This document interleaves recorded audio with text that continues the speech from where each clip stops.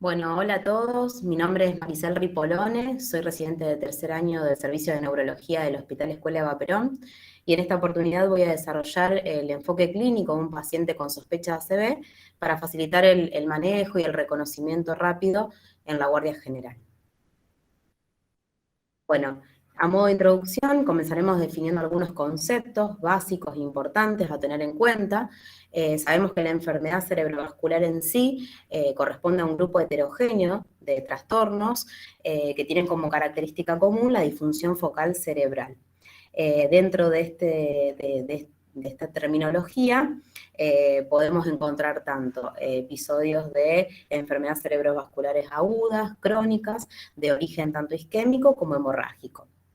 Y dentro de ellas podemos encontrar otros subtipos de terminologías, como es el accidente cerebrovascular, también como sinónimo lo encontramos como ataque cerebrovascular, stroke o ictus, que corresponde a un síndrome clínico de instalación súbita, en donde se presentan signos y síntomas clínicos neurológicos de disfunción focal.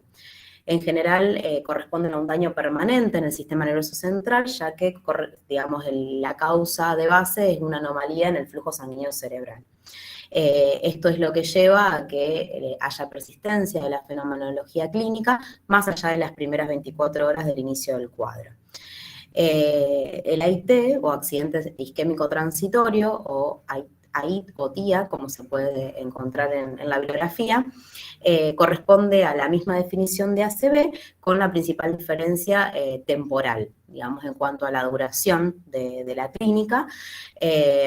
En un primer momento se consideraba que los síntomas neurológicos revertían dentro de las primeras 24 horas, eso hoy ha cambiado un poco. Sí se considera que es secundaria a una isquemia y por lo tanto no hay signos de infartos y las resonancias magnéticas o cualquier estudio de neuroimagen que se le realice al paciente va a ser negativo, es decir, no vamos a encontrar hallazgos de infarto a nivel cerebral.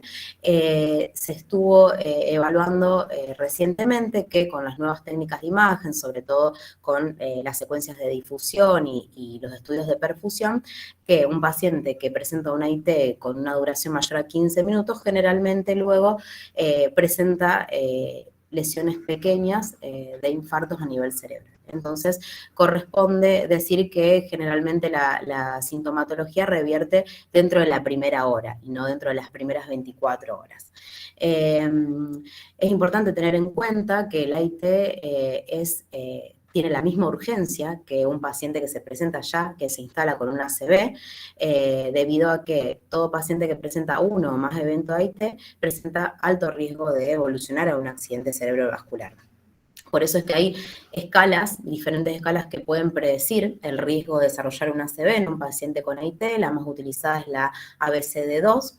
Esta escala evalúa una serie de parámetros clínicos, como es la edad del paciente, la tensión, la cifra de tensión arterial al ingreso, los síntomas clínicos que presenta, particularmente analizando si hay paresia unilateral y si hay alteración del lenguaje, la duración que lleva de la fenomenología clínica y si el paciente presenta diabetes o no como antecedente.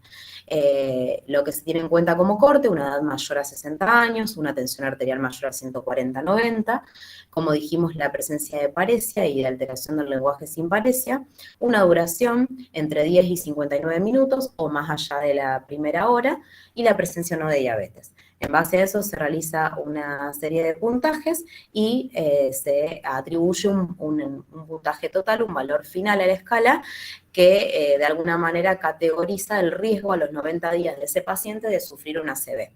Es así que cuanto más puntaje tenga en la escala del ABCD2, mayor va a ser el riesgo de ACV en los próximos 90 días. Ese porcentaje va aumentando desde un valor de -3, que es un riesgo bajo, a un valor de 6 o 7, que corresponde a un riesgo alto de ACV.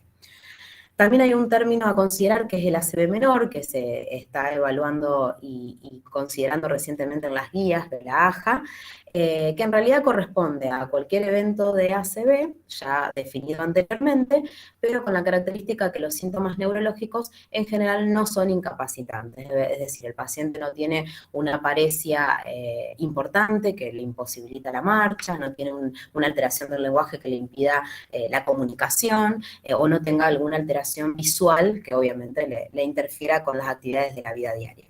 Y también se puede definir en la escala de Lane-IH, que eso es, digamos, algo que vamos a ver más adelante en la valoración clínica del paciente, con un puntaje 4 o menor se considera que el ACV es menor también. Esto, de alguna manera, es un término que se solapa con el AIT porque, de alguna manera, tienen similar manejo terapéutico. Bueno, en cuanto a los factores de riesgo del ACV isquémico, tenemos que considerar los factores de riesgo cardiovasculares que ya conocemos. Sabemos que hay factores de riesgo cardiovasculares no modificables, como son el sexo masculino, la edad mayor a 45 años y los factores genéticos de cada paciente, y factores modificables que son los más importantes a tener en cuenta, como es, en primer lugar, la hipertensión arterial, es el factor más frecuentemente asociado de los pacientes que presentan ACV, la dislipemia, la presencia de diabetes, el tabaquismo también aumenta el riesgo de ACV en un 50-70% respecto a los pacientes que no son fumadores, el sedentarismo, la obesidad abdominal y el síndrome metabólico en sí, la presencia de cardiopatías, sobre todo las que tienen posibilidad de ser, digamos, de generar un origen embólico, la dieta, con alimentos industrializados, procesados, el consumo excesivo de alcohol, que en realidad esto se asocia más a ACVs hemorrágicos, pero también pueden dar ACV de tipo isquémico, y sin duda los factores de estrés, depresión y factores psicosociales.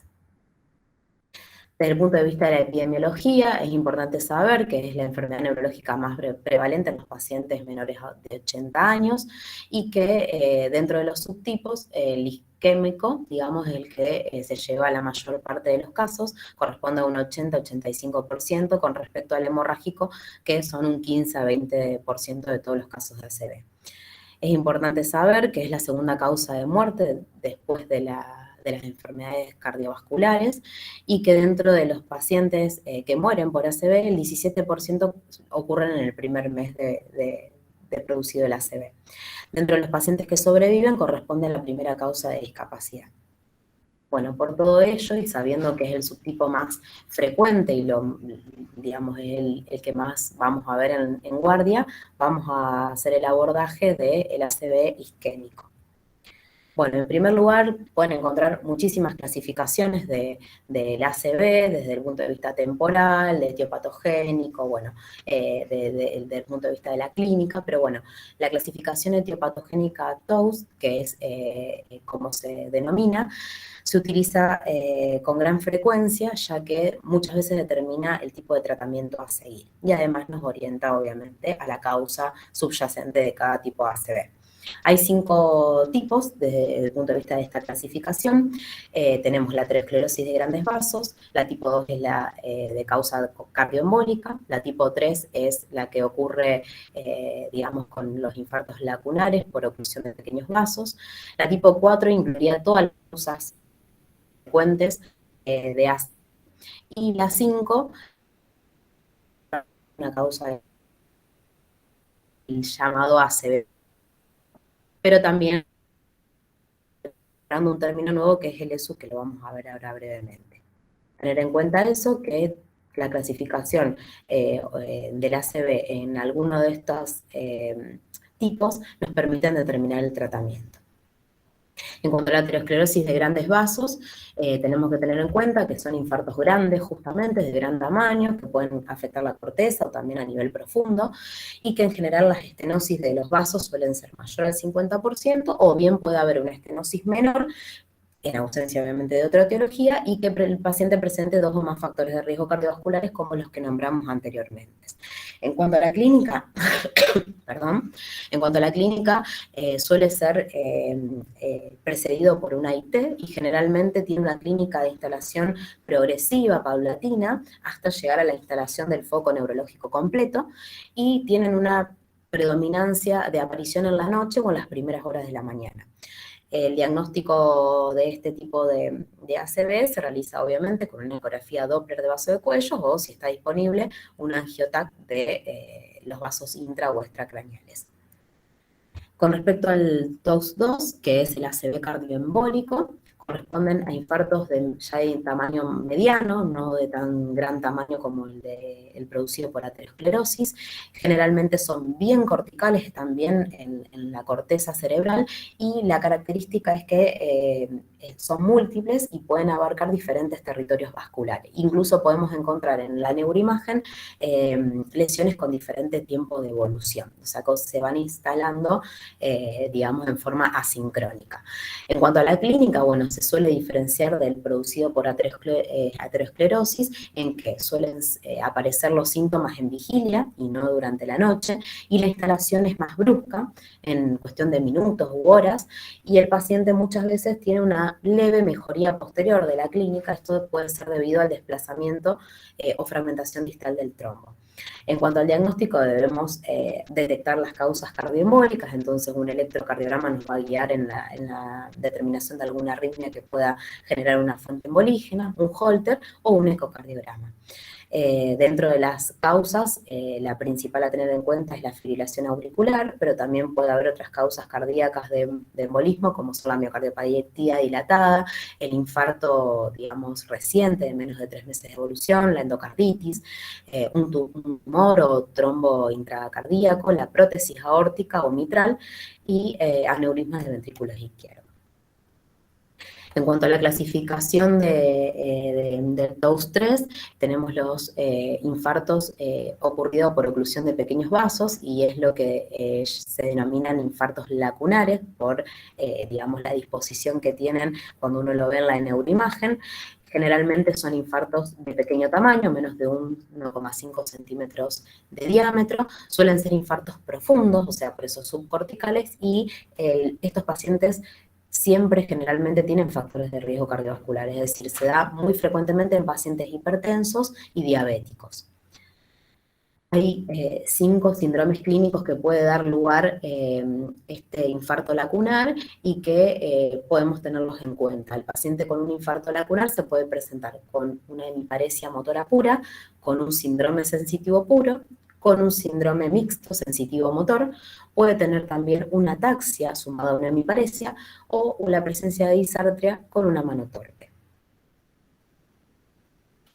En cuanto al TOUS-4, dijimos las causas raras, infrecuentes.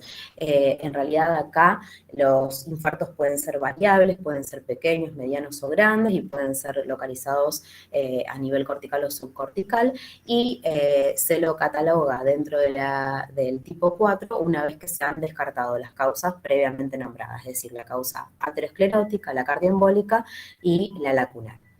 Dentro de estas enfermedades raras que pueden producir ACV, tenemos que incluir dentro de las sistémicas las conectivopatías, como es el lupus, el SAF, las arteritis de células gigantes, descartar cualquier enfermedad autoinmune, causas infecciosas o neoplásicas o alteraciones de la coagulación.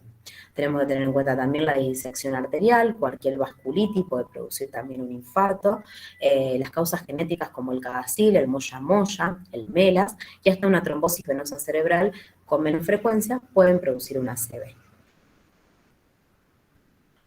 Bueno, y finalmente el último punto del TOUS es la causa indeterminada, es decir, el ACV indeterminado, en donde justamente puede haber 3 situaciones distintas. Podemos encontrarnos ante una situación donde haya un paciente con un ACV en donde coexistan 2 o más de las posibles etiologías que nombramos antes, un paciente en donde no ha culminado el estudio todavía, o el estudio ha sido insuficiente, entonces no lo podemos catalogar en alguno de los otros tipos de ACV, o un paciente en donde ya se ha estudiado por completo y aún así no se encontró la causa, y es lo que llamamos ACV criptogenético. Recientemente se introdujo un término que es el ESUS, que corresponde al accidente cerebrovascular embólico de origen incierto, que está incluido dentro de esta, digamos, categoría, y incluye, digamos, como causas posibles fuentes cardioembólicas menores. Dentro de las menores está representado principalmente por el foramen oval permeable, que obviamente hay que buscarlo y tratar de, digamos, encontrar esa causa. Se ha visto que la mayoría de los pacientes con foramen oval permeable estaban catalogados dentro del ACV indeterminado o ESUS. Bueno, y yéndonos un poco al enfoque de la clínica, para detectar un paciente con sospecha de ACV, vamos a hablar de los síndromes neurovasculares, que justamente son todos esos signos y síntomas neurológicos que se corresponden con la oclusión de algún territorio vascular cerebral. Para ello, primero debemos recordar y reconocer, por un lado, la irrigación del sistema nervioso central y por otro lado, las áreas funcionales corticales del cerebro. En base a eso vamos a poder determinar, en base a la clínica, qué área o territorio vascular puede estar siendo afectado por el ACV. Bueno, comenzando un poco para hacer un repaso anatómico de la circulación del sistema nervioso central, tenemos el famoso polígono de Willis y sabemos que el polígono está formado por tres grandes ramas arteriales, que son la arteria cerebral anterior, la arteria cerebral media y la arteria cerebral posterior con sus ramas terminales y colaterales correspondientes. Ahí vemos diferentes caras, la cara lateral y la cara interna del cerebro, junto a la cara ventral también y con diferentes cortes, donde vemos que las áreas sombreadas en rojo corresponden al territorio de irrigación de la cerebral anterior, la región verde a la cerebral media y la posterior está en color azul. Entonces, el territorio anterior, que corresponde a la arteria cerebral media y la arteria cerebral anterior, está, digamos, son las ramas principales de la arteria carótida interna. Entonces, también tenemos que tenerla en cuenta a la hora de encontrar algún foco neurológico, que la estenosis de la carótida interna también puede ser un síntoma de ACV. Y el territorio posterior está alimentado por el sistema vertebrovascular, es decir, de las dos arterias vertebrales que luego se unifican para formar el tronco basilar o la arteria basilar. Y ellas van a dar las arterias terminales cerebrales posteriores. Bueno, y con respecto a las áreas corticales funcionales, es importante tener en cuenta lo principal, digamos, que ustedes sepan que están la corteza sensorial sensitiva, la corteza motora, que cada una de ellas tienen un área primaria, un área secundaria o suplementaria, y las cortezas de asociación. La corteza sensorial primaria corresponde a todo lo que es el área parietal, o sea que cualquiera se ve en la región parietal va a determinar cualquier alteración sensitiva o sensorial, y la corteza sensorial secundaria, además del área parietal, incluye también la encrucijada temporo-occipital, perdón. Y la corteza motora primaria, ubicarla siempre en el área frontal, junto al área suplementaria motora, que es el área 6 de Brodmann. Y las cortezas de asociación son aquellas parieto-temporo-occipital o fronto-temporo-parietal. Bueno, si tenemos una oclusión a nivel de la arteria cerebral anterior, los síntomas principales que va a presentar el paciente son una hemiparesia o hemiplegia, dependiendo de la gravedad, siempre contralateral al lado de la lesión, o sea, al lado de la arteria ocluida, y que puede ser facial, braquial o crural. Cuando hay una obstrucción de la cerebral anterior, lo más frecuente es encontrar más compromiso motor del área crural. Esto lo vamos a explicar ahora. Y también puede haber una hemiparesia también contralateral, lo mismo, con predominio de la región crural. El paciente también puede tener incontinencia urinaria, ya que el área cerebral anterior irriga la región frontal, que digamos de alguna manera tiene el control motor de la vejiga, y puede haber apraxia de miembros superiores. En el caso de una oclusión de la arteria cerebral media, podemos tener también una hemiparesia o hemiplegia contralateral al área de la lesión, y en este caso el foco motor va a estar predominando en el área braquial. La hemiparesia también va a ser contralateral, facio-braquiocrural, con predominio braquial. Puede haber afasia, que puede ser tanto fluente como no fluente, puede haber también alteración visual con hemianopsia homónima contralateral, y el paciente menos frecuentemente puede presentar apraxias, agnosias, síndrome de Hertmann, que tiene que ver con alteraciones, por ejemplo, para realizar cálculos, para la escritura, para la lectura, y también un síndrome de mano ajena. ¿Cómo explicamos esto de que la hemiparesia puede predominar en el área crural o en el área braquial, dependiendo del territorio vascular? Bueno, recordando otra vez la agregación del área de la cerebral anterior y la cerebral media, recordamos un poco lo que es el homúnculo de Penfield, que es una representación corporal a nivel de la corteza cerebral, en donde se determina con diferentes tamaños la sensibilidad y especificidad de cada área corporal. Entonces acá podemos ver claramente que el área del miembro inferior se encuentra correspondiendo a la zona de irrigación de la arteria cerebral anterior. Por eso es que cuando hay una oclusión de esta, la hemiparesia es más crural. Y en el caso de la arteria cerebral media, que irriga la zona donde el músculo de alguna manera representa a los miembros superiores, cualquier oclusión de ella va a tender a generar un déficit motor mayor a nivel braquial. Esta es la explicación principal.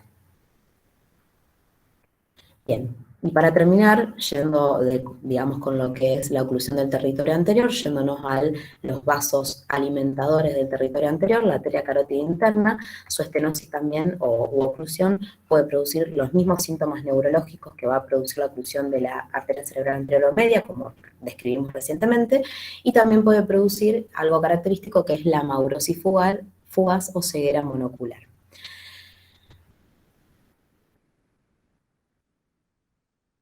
Bien, vamos al territorio posterior. Si llegamos a tener un paciente que ingresa con una oclusión de la arteria cerebral posterior, los síntomas principales que ustedes tienen que tener en cuenta van a ser visuales. El paciente va a tener alteraciones visuales diferentes. Por un lado puede ser una hemianopsia homónima, pueden ser cuadrantopsia, es decir, el paciente va a referir que en un cuadrante del campo visual no ve. Puede también tener una hemipoestesia, o sea, una alteración sensitiva contralateral a la lesión junto a un dolor, que es lo que se llama el dolor talámico, esto es por alteración de la irrigación del tálamo, que es también comandado por la cerebral posterior. Puede haber alteraciones de pares craneales, también es muy característico de la oclusión de la cerebral posterior, alteración de los movimientos oculares, puede haber episodios menos frecuentemente de delirio y excitación y de alteración en la memoria. Bien. Y yendo un poquito más a los grandes troncos alimentadores del territorio posterior, la arteria basilar, cuando se obstruye, sobre todo a nivel de la bifurcación, va a producir lo que se llama la ceguera cortical. Es decir, el paciente no ve, en realidad ve, pero no puede comprender y procesar lo que ve. Entonces se llama por eso ceguera cortical. El paciente puede tener diferentes grados de alteración de la conciencia, puede llegar al coma, si una ACV a nivel de protuberancia, o puede tener un síndrome de lo que se llama el cautiverio o un síndrome pseudovulvar. Es muy importante tener en cuenta, dentro de esta irrigación del territorio posterior, que se pueden generar dentro de los ACV lo que se llaman síndromes alternos. Esto es cuando hay un ACV de tronco encefálico. ¿Cómo se define un síndrome alterno? Bueno, se define por el compromiso de un par craneal homolateral a la lesión, es decir, que el par craneal afectado nos va a ubicar el sitio de la lesión, y esto se suma a un compromiso generalmente motor, a veces también sensitivo, de tipo contralateral a la lesión. Por eso es un síndrome alterno. Esto tiene que ver con la vía piramidal que las es cruzado. Entonces tenemos, yo acá lo puse a modo de, digamos, que ustedes puedan evaluar la cantidad de síndromes alternos que hay según el área afectada, si es mesencefálica, si es protuberancial o vulvar, son muchísimos, pero bueno, tener en cuenta principalmente eso, que si por ejemplo hay una ACV en mesencéfalo, vamos a tener lesión generalmente del tercer par con una hemiplegia contralateral. Y esto da lugar a diferentes síndromes como el Weber, el Benedict, el Claude-Bernard, o el fovil superior o Parino, con diferentes detalles en cada uno de ellos. No es la idea de esta charla ahondar específicamente, pero sí está bueno que uno pueda detectarlo en guardia cuando encuentra esto, un par renal afectado y una hemiparesia contralateral a ese par. Sí, lo que quiero aclarar y detenerme un poquito en la alteración del flujo sanguíneo en la protuberancia, es decir, cuando hay una ACV que involucra la protuberancia, puede haber una parálisis facial, es decir, puede haber un compromiso del nervio facial y podemos encontrar una parálisis facial periférica, ¿sí? En este caso tenemos que tener en cuenta y estar atentos a poder diferenciar una parálisis facial periférica pura, es decir, algo que vemos frecuentemente en la guardia por irritación o inflamación del nervio facial, de una parálisis facial que está englobada dentro de un síndrome alterno, es decir, que corresponde a una causa central, a una ACV de tronco. Entonces, en estos casos, ¿qué cosas hay que tener en cuenta? Bueno, que ese paciente con parálisis facial periférica generalmente tiene afectación de otros pares craneales. Entonces, evaluar y descartar que no haya una parálisis ocular, que no haya, por ejemplo, que el paciente no tenga disfagia, que no tenga disfonía, que no tenga desviación de la úvula, que no esté abolido el reflejo nauseoso. Detalles que uno lo puede evaluar rápidamente en la guardia para decir, bueno, es una parálisis facial periférica pura y con medidas sintomáticas se va a la casa y un control con neurología ambulatorio, o es una parálisis facial en el contexto de una ACV de tronco y tenemos que internarlo, realizar una neuroimagen y un manejo urgente. También el paciente puede llegar a tener la hemiplegia o el foco motor contralateral, en este caso también nos descarta la parálisis facial periférica pura. Bien, y finalmente quiero mencionar, dentro del compromiso de territorio posterior, la arteria basilar también da ramas cerebelosas superiores e inferiores para todo el cerebelo. Entonces el paciente con un ACV, digamos, de fosa posterior también se puede manifestar con síntomas cerebelosos, como puede presentar un vértigo, puede tener ataxia, es decir, inestabilidad en la marcha, con aumento de la base de sustentación, puede estar nauseosos, con vómitos, puede tener un nistagmo, que generalmente es multidireccional o vertical y lo diferencia de un nistagmo horizontal de un vértigo periférico. A tener en cuenta el protocolo HINT, que escapa un poco de esta charla, pero son pruebas que permiten diferenciar rápidamente en la guardia un vértigo periférico o un vértigo central, y que incluye obviamente la diferenciación de las características del nistagmo y la prueba de head impulse y test de skew, que de alguna manera nos orientan. Si el head impulse es positivo, habla de un vértigo periférico, y si el skew es positivo, habla de un vértigo central. Puede haber también dismetría y endococinesia, todos los síntomas cerebrosos que ustedes conocen. También se pueden acompañar de compromiso de la vía piramidal, o sea, de algún foco motor y de alteración de pares craneales.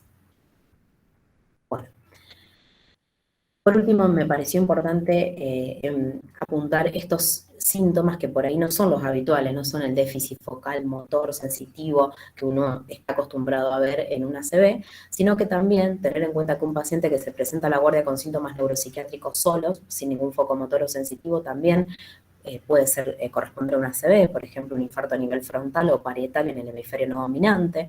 Obviamente que es raro que no tenga algún foco motor, pero bueno, siempre pensarlo también, sobre todo si tiene factores de riesgo cardiovasculares. Tener en cuenta que un paciente con amnesias, o sea, fallas en la memoria, que se presente con un síndrome confusional y algún síntoma focal leve que a lo mejor es imperceptible, también puede corresponder a una ACV, y en ese caso hay que hacer el diagnóstico diferencial de la amnesia global transitoria. Y finalmente tener en cuenta que también las convulsiones son un síntoma de presentación, si bien más habitual en el ACV hemorrágico, también en los sitios limítrofes por hipoflujo puede haber convulsiones en la presentación de un ACV isquémico. Bueno, continuando con la evaluación clínica, sabemos que existe esta escala, que es la escala de Lane-IH, que nosotros la llamamos, es una escala, digamos, de uso universal, que de alguna manera hace una valoración neurológica del paciente, determinando diferentes puntos y asignándole un valor para dar un puntaje final. Esto, por un lado, permite una valoración de la gravedad de la ACV, y también tiene implicancia pronóstica porque de alguna manera determina si el paciente va a ser candidato o no a trombolisis y qué posibilidad de recuperación va a tener. La escala generalmente va del puntaje el 1 al 42, y generalmente se considera que los candidatos a trombolisis son los pacientes que tienen un valor entre 4 y 25 como puntaje total. Esto es todo arbitrario, siguiendo la escala. Después hay individualidades según cada paciente.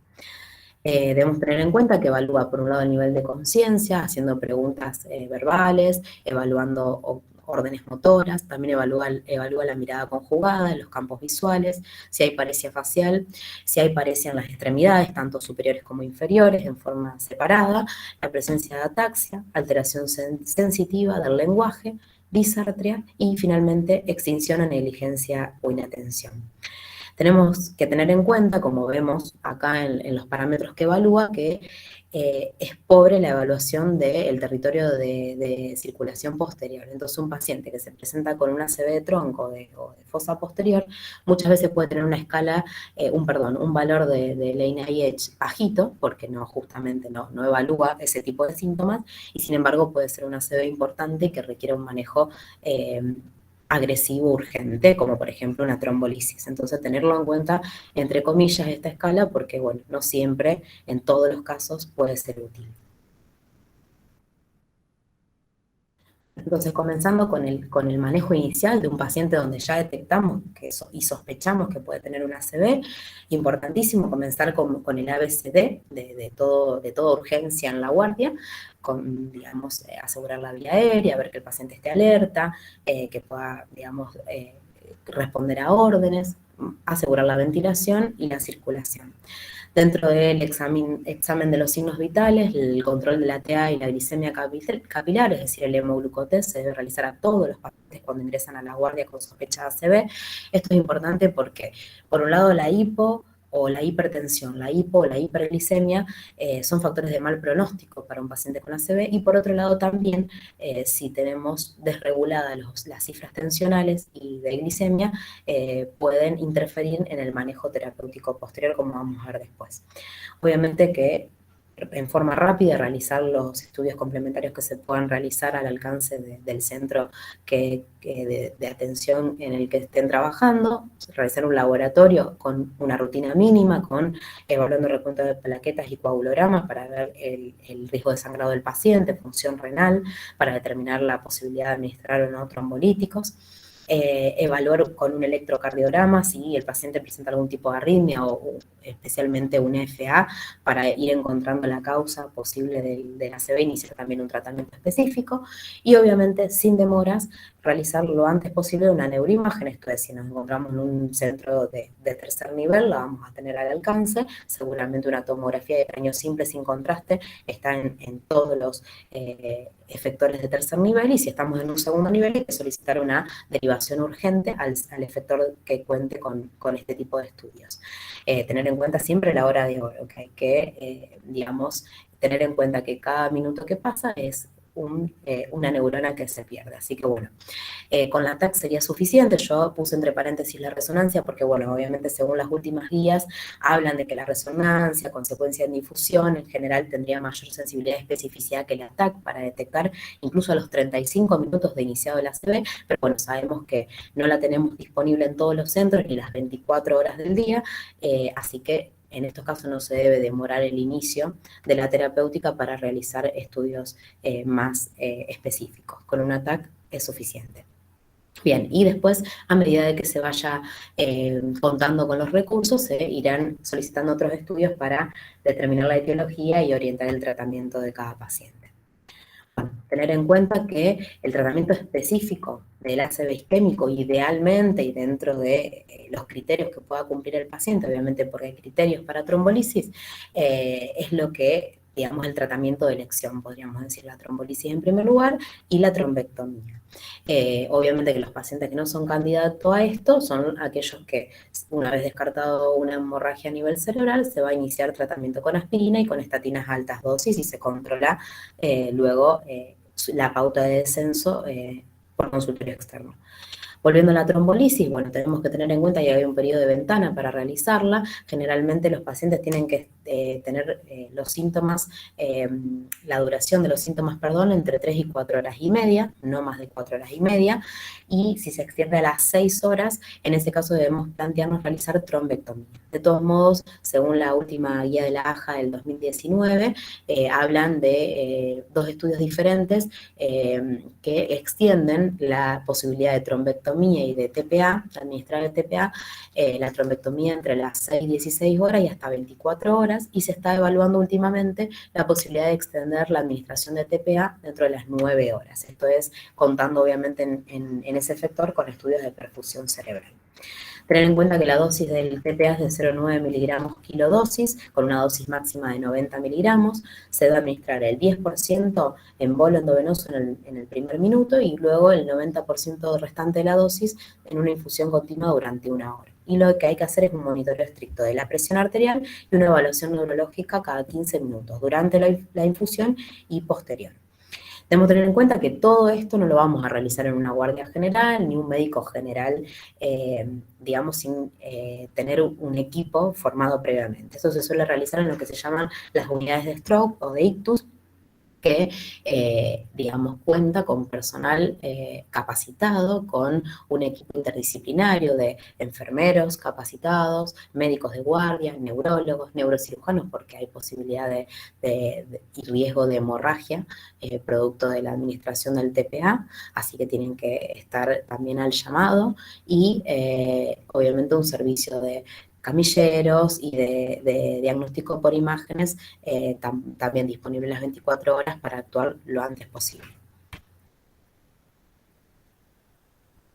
Bueno, hay, como ven, muchísimos criterios de exclusión para realizar la trombolisis. Como vemos, son muchísimos y hay que leerlos con detenimiento. Se puede resumir a líneas generales que los criterios absolutos de exclusión para un paciente para realizar trombolisis es que tenga una escala de NIH, como hablamos antes, mayor a 25, y que tenga un compromiso extenso, o sea, un infarto silviano extenso, como lo llamamos, con un compromiso de más de 1/3 del territorio de la arteria cerebral media a nivel cerebral. Y los relativos pueden ser una edad mayor a 80 años, el uso de anticoagulantes orales y los antecedentes de ACV previo y de diabetes. Bien, continuando entonces con las medidas generales en guardia, vuelvo a remarcar el tema del control estricto de la presión arterial, tener en cuenta, más allá de que los objetivos de cifras tensionales van a variar según el paciente si es candidato o no a trombolisis, lo que tenemos que tener en cuenta en la guardia general es que no tenemos que disminuir la presión arterial en forma brusca ni de una, digamos, ni en magnitud importante, por lo menos dentro de las primeras 24 o 48 horas de ocurrido el ACV, porque eso obviamente ensombrece el pronóstico del paciente, y podemos aclarar que los pacientes que no son candidatos a trombolisis, el objetivo de TA es menor a 185 o 110, perdón, menor a 220, 110 en quienes no son candidatos a trombolisis, y en quienes sí van a realizarse trombolisis o durante la infusión y posterior, se debe mantener un objetivo un poco más bajo, de menos de 185 de sistólica y 110 de diastólica, tanto para la trombolisis como para la trombectomía. Esto es porque se vio que cifras tensionales mayores a este valor aumentan el riesgo de sangrado por reperfusión. Debemos tener en cuenta que un paciente que era hipertenso y que tomaba medicación antihipertensiva, es conveniente suspender los antihipertensivos en las primeras 24, también 48 horas del ACV, y se debe aportar oxigenoterapia en aquellos pacientes que mantengan una saturación de oxígeno menor al 94%. Las glicemias adecuadas son, según las últimas guías, de valores de 140 a 180 miligramos por ciento, en eso se deben mantener. Y la temperatura corporal también es importante, no lograr que el paciente se encuentre febril persistente, porque esto también empeora el pronóstico y la evolución de la ACV. Tenemos que tener en cuenta en cuanto al control de la TA que las únicas condiciones donde podemos hacer un tratamiento más agresivo para disminuir la presión arterial en un ACV es en caso de embarazo, en caso de un paciente con disección aórtica, en caso de insuficiencia cardíaca, insuficiencia renal rápidamente progresiva, o en caso de pacientes que tengan signos de encefalopatía hipertensiva. Bueno, como para terminar y cerrar un poquito esta charla y que nos quede bien en claro, digamos, cuándo pensar o sospechar el diagnóstico ACV en guardia, debemos tener en cuenta que cualquier evento que se presente con signos o síntomas neurológicos de inicio agudo o abrupto, en pacientes que tenga uno o más de los factores de riesgo cardiovasculares que mencionamos, en un paciente también que tenga antecedentes de AIT o ACV, porque esto aumenta el riesgo de padecer un ACV, y en aquellos pacientes que se presentan en guardia con cifras tensionales elevadas. Todo ello nos puede orientar, digamos, al diagnóstico. Y siempre tener en cuenta, vuelvo a repetir, que no siempre un paciente con ACV se va a presentar con una hemiparesia, con un foco motor o sensitivo claro, sino que muchas veces la presencia de convulsiones, de una alteración del sensorio, o como hablamos de síntomas neuropsiquiátricos o de fallas en la memoria, también nos debe hacer pensar en que el paciente puede tener un ACV.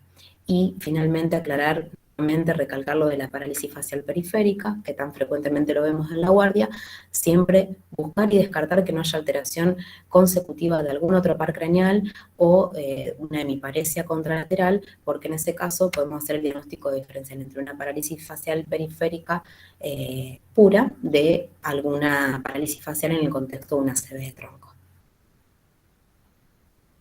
Bueno, muchas gracias, nos vemos, hasta luego. Bueno, Mari, estuvo muy buena la clase. Una pregunta, el tema en los hospitales públicos acá de Rosario, ¿tienen así unidades stroke? Pues yo la verdad que desconozco. Bueno, en lo que es hospitales públicos, lo único que yo por lo menos tengo conocimiento, la única unidad que hay es la del ECA, que está funcionando aparentemente. No sé si al 100%, porque falta articular bastantes cosas, por lo que he estado hablando con médicos neurólogos que trabajan ahí, pero sí, está funcionando. Yo, por ejemplo, que trabajo en el Hospital Alberdi, tenemos una derivación directa, digamos, al ECA, siempre y cuando el paciente que ingresa esté en periodo de ventana para la trombolisis, obviamente como hablaba, entre las 3 y 4 horas y media. Claro. Pero sí, que yo sepa es la única. No sé si el Centenario también estaba armando, y bueno, en Granadero Baigorria sabés que está también en plan. Claro, el plan está. Sí, Hoy. de hecho, Mónica Taborda estuvo reunida con Kilsen y está ahí con la dirección, por lo menos está pendiente, no sé para cuándo, pero la idea es de a poquito ir formando los recursos. Claro. Lo más importante es eso, ¿viste? Capacitar el recurso humano, porque lo material, el TPA yo creo que no es tan difícil de conseguir. Es el tema de la organización y trabajar en equipo, ¿viste? Lo más importante. Sí, tal cual. Bueno, no te quitamos más tiempo. Te agradecemos de parte de Graduados por Derecho a Salud por la charla y bueno, éxitos nomás. Muchas gracias. Bueno, muchas gracias. Cualquier duda estoy a la disposición de ustedes. Dale. Listo, chao. Adiós.